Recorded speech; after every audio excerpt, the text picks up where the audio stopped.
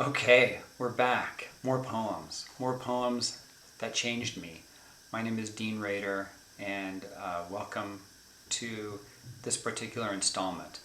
A poem by one of my favorite poems and a poet who's become a good friend of mine over the last few years. The poet is Young Lee, I think a poet that almost every poet I know loves. And this is a poem that's not his most famous, but it's a poem that, as a poet, was really influential for me. And the poem is This Room and Everything in It. And I would advise you to sort of look at the poem, because how the poem looks on the page, to me, is as important as what the poem sort of does or says. This room and everything in it. Lie still now, while I prepare for my future. Certain hard days ahead when I'll need what I know so clearly this moment. I am making use of the one thing I learned of all the things my father tried to teach me, the art of memory. I'm letting this room and everything in it stand for my ideas about love and its difficulties. I'll let your love cries, those spacious notes of a moment ago, stand for distance. Your scent, that scent of spice and a wound, I'll let stand for mystery. Your sunken belly is the daily cup of milk I drank as a boy before morning prayer. The sun on the face of the wall is God, the face I can't see, my soul, and so on, each thing standing for a separate idea, and those ideas forming the constellation of my greater idea. And one day, when I need to tell myself something intelligent about love, I'll close my eyes and recall this room and everything in it. My body is estrangement, this desire, perfection. Your closed eyes, my extinction.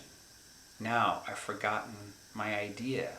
The book on the windowsill, riffled by wind, the even-numbered pages are the past, the odd-numbered pages, the future.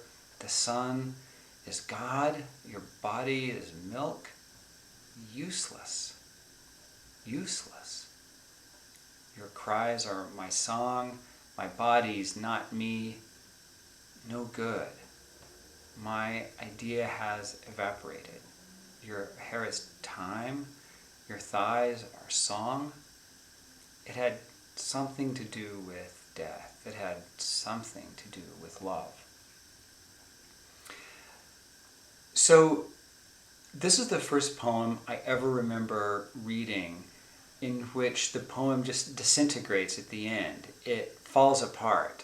It's like whatever romantic notion the poet had in mind for this poem, it just can't hold. It's too much.